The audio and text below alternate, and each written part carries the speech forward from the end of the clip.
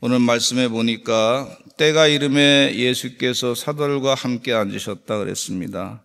이 때의 말씀 가운데 보시면 예수님은 고난받기 전에 예수님의 제자들과 함께 유월절 음식 먹기를 원하셨던 것을 볼 수가 있어요.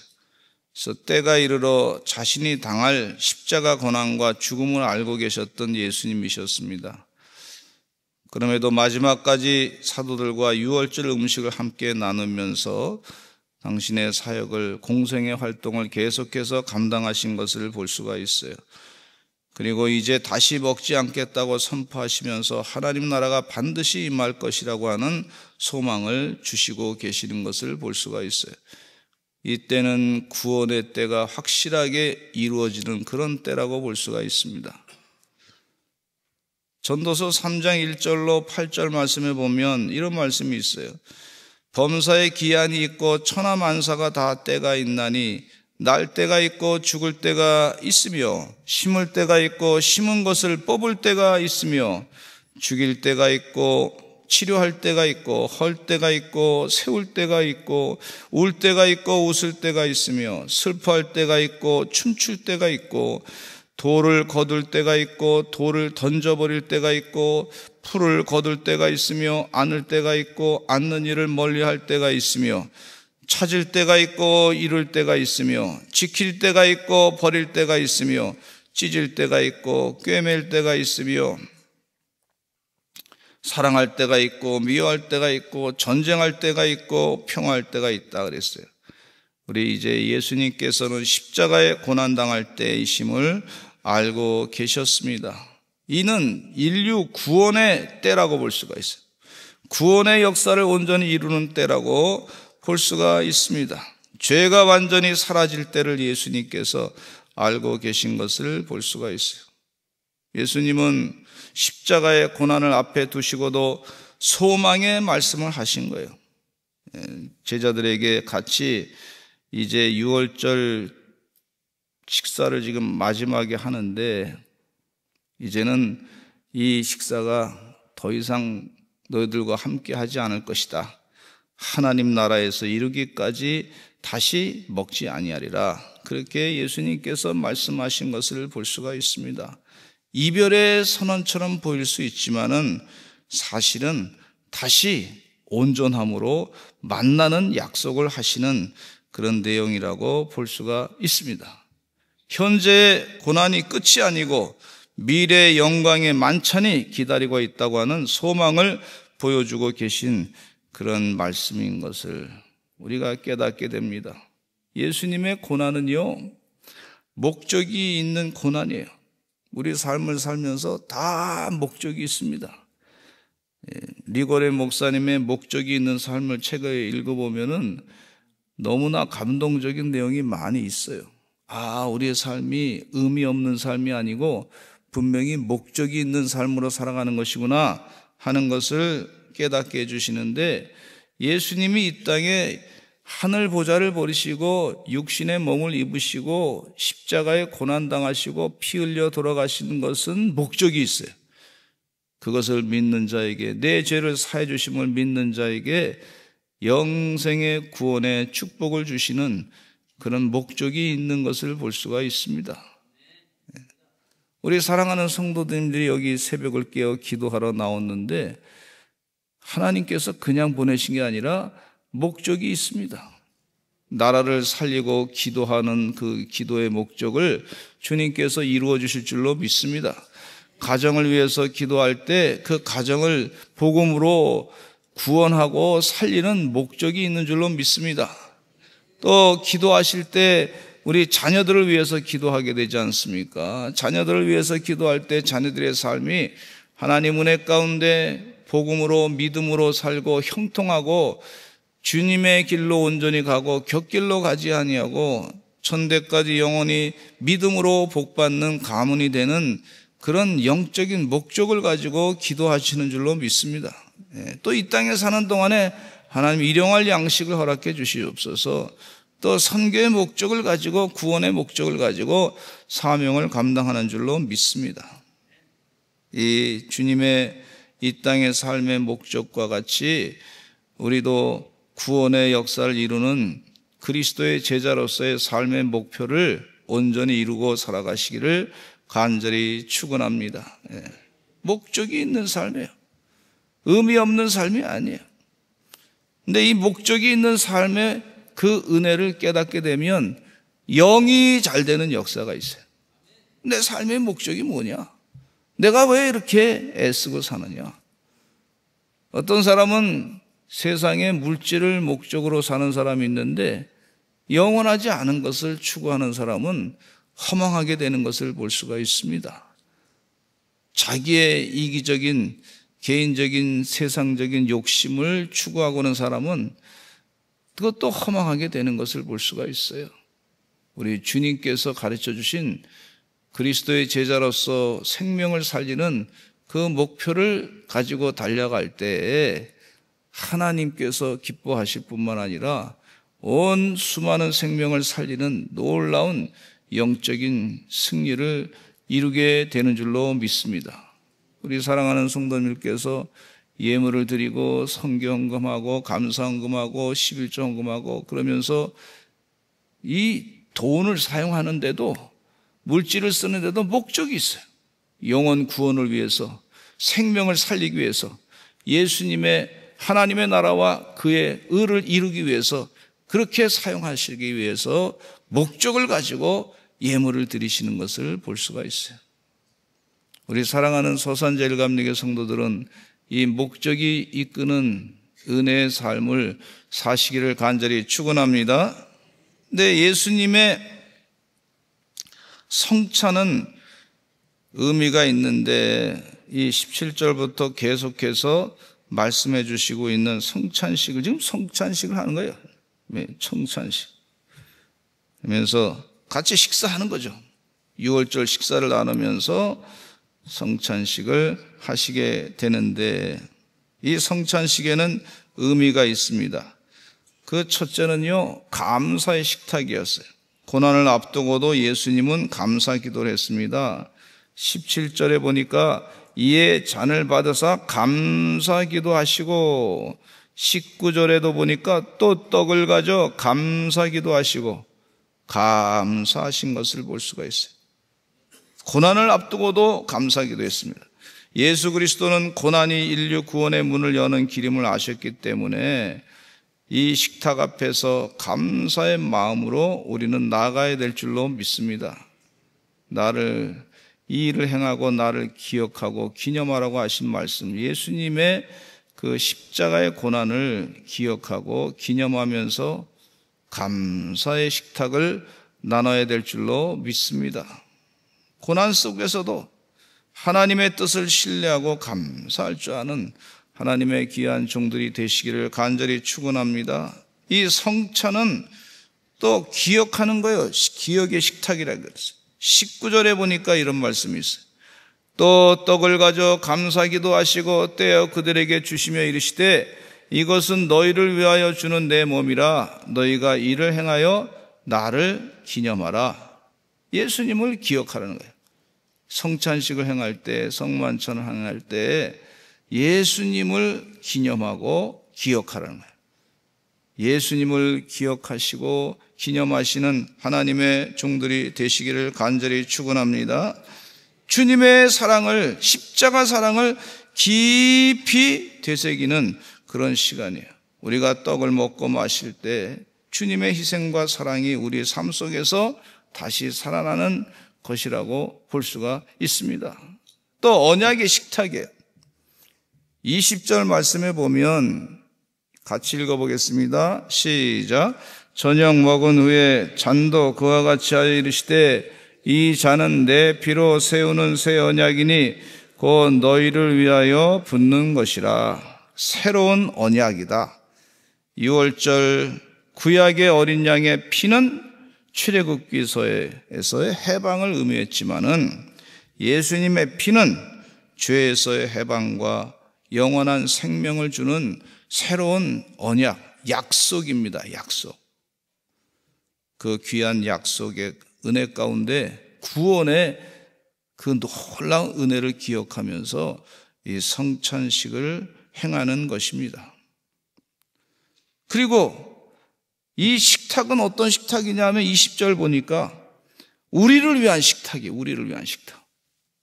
예수님께서 유월절 식사를 나누면서 이렇게 말씀하고 있어요. 곧 너희를 위하여 붓는 것이다. 누구를 위한 거예요? 너희를 위해서, 우리를 위해서. 우리 영혼이 구원받아야 돼. 영생을 살아야 돼. 이게 우리를 위한 식탁이에요. 예수 그리스도의 몸과 피를 먹고 마시는 우리를 위한 식탁인 것을 볼 수가 있어요. 이게 굉장히 귀중한 성만찬의 의미가 이 가운데 있는 것을 볼 수가 있어요. 사실은 매달마다 하고 또 매주마다 해야 되는데 그렇게 안 하고 있어서 좀 안타깝습니다. 그러나 주님 은혜 가운데 우리가 성만찬 할 때마다 예수님의 약속의 말씀, 우리를 위한 식탁이다. 십자가에 못 박혀 돌아가시면서 예수 그리스도의 몸과 피를 먹고 마시는 은혜의 시간임을 잊지 말아야 될 줄로 믿습니다. 그런데 이 21절로 23절에 보면 예수님을 파는 자를 예수님은 알고 계셨어요. 21절에 그러나 이 사람들은 다 이 축복을 받는 성찬의 식탁에 참여했지만 그러나 이 한마디 딱 예수님께서 하셔.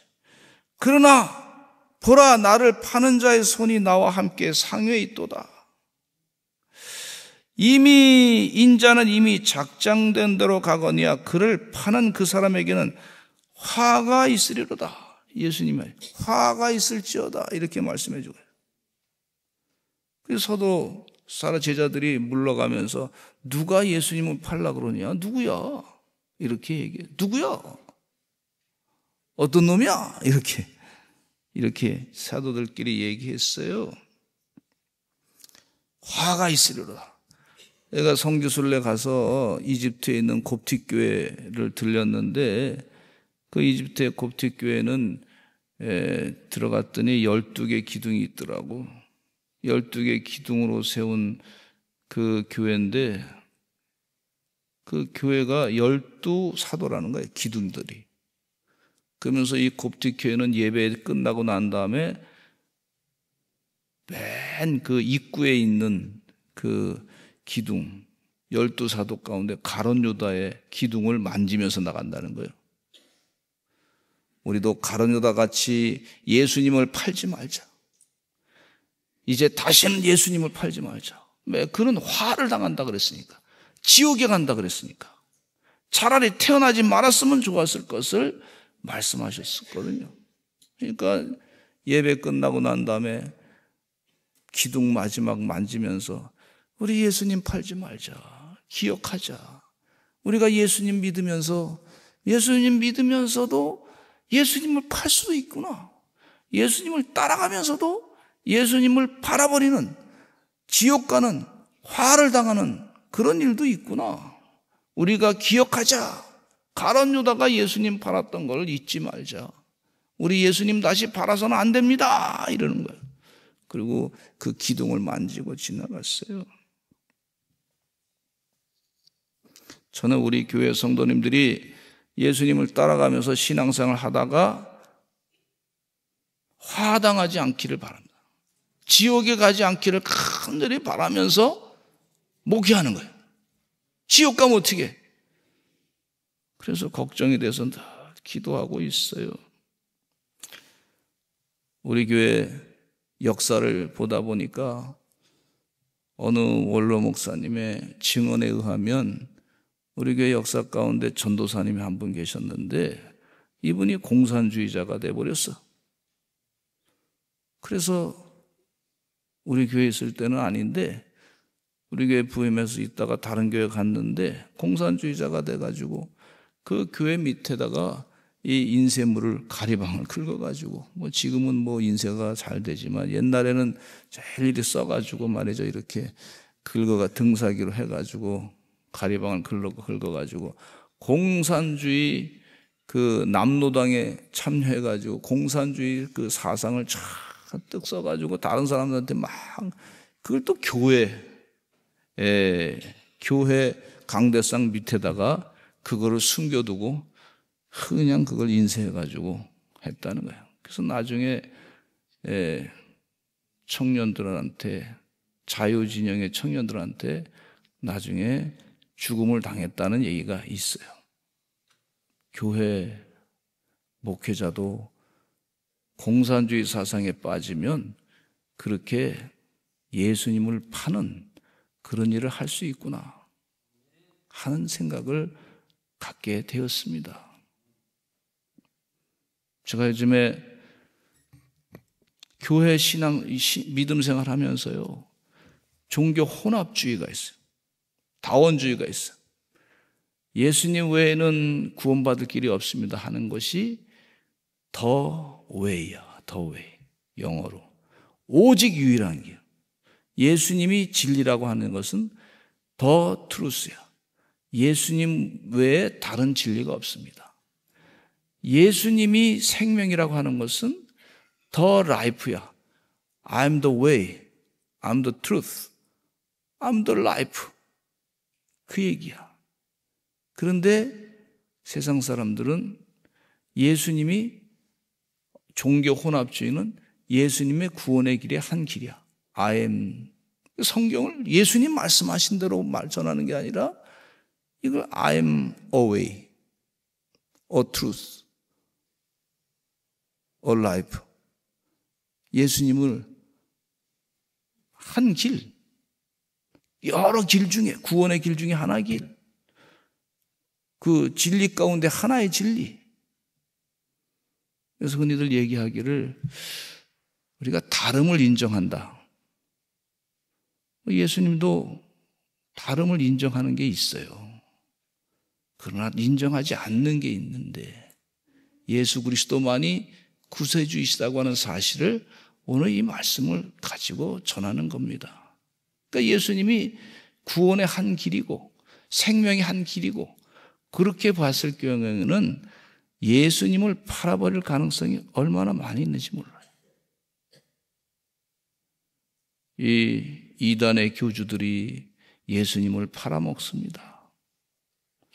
그런 사람들이 많이 있어요. 성경을 읽다가도 자기 인간의 욕심이 생기면 이 사도 가론 유다가 예수님을 따라갔어요. 예수님 따라갔어요.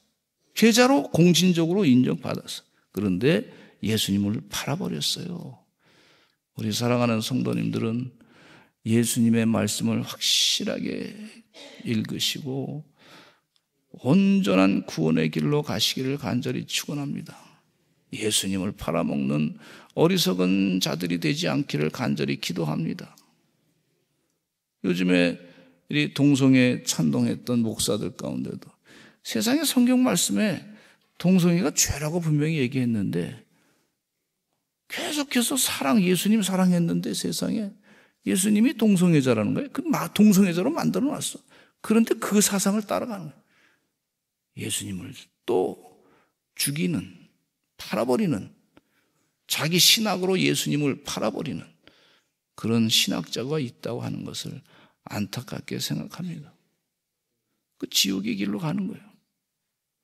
저는 우리 사랑하는 성도들이 어느 사람들이 자꾸 법안을 말이야, 이상한 법안을 올려가지고 그 동성애도 결혼 합법합시다. 다른 성도 있습니다. 그거 다 존중합시다. 다름을 인정합시다. 이렇게 얘기하면서 할 때 그 기독교인들이 그렇게 얘기를 들으면서도 거기다가 그 사람들 그럼 너 그렇게 해라고. 교회는 다니는데 신앙생활을 하는데 예수님을 믿는다고 하는데 그냥 거기다 갖다 내 표도 너 찍어라. 그것도 좋고 저것도 좋고 다름을 다 인정하자. 또 예수님을 팔아버리는 게 아닌가. 한번 깊이 생각해 볼 필요가 있어요. 그게 동성애가 법안이 통과되면 교회를 죽이는 겁니다. 그게. 선교를 막는 겁니다. 우리 동성애자를 불쌍히 여깁니다. 근데 원칙이 있어요. 그게 죄입니다. 죄에서부터 회개하고 돌아오기를 간절히 바라는 겁니다. 주님 은혜 가운데 잘 판단하시기를 간절히 축원합니다. 공산주의자, 우리 대한민국에 있잖아요. 사회주의자, 주사파, 김일성을 찬양하는 주사파 있는데 거기 따라가면 같이 지금은 겉으로는 지금 그냥 교회 다 교인이야. 보이는 그 사람도 교회 구분이 안 돼. 근데 그 사람 속에 진짜 예수님을 사랑하는지 겉으로 드러난 것으로 이 생각하고 신앙생활하고 있는 건지. 겉모습은 그럴 수 있어요. 지금은. 그러나 하나님 앞에 갔을 때 나 왜 나 계속 팔아먹고 나 팔고 왔느냐? 그럼 어떡하시겠어요? 우리 행동 하나하나가 하나님께 영광 돌리는 주님을 따라가는 그런 주의 종들 되시기를 간절히 축원합니다. 여러 가지 적용하는 것도 있어요. 그러나 여기까지만 말씀드리겠습니다. 우리 지옥 가지 말아야 될 줄로 믿습니다. 화를 당해서는 안 될 줄로 믿습니다. 예수님을 찾는 자가 되지 말아야 될 줄로 믿습니다. 우리 다 같이 주여 많이 하시고 통성으로 기도하시기를 간절히 바랍니다. 하나님이 대한민국을 지켜주시옵소서. 우리 믿음의 성도들 온전히 하나님 은혜 가운데 구원받아 천국 가게 하여 주시옵소서. 어리석게 예수님을 팔아먹는 자들 되지 않도록 가룟 유다처럼 살지 않도록 도와주시옵소서. 우리 주여 많이 하시고 통성으로 기도하겠습니다. 주여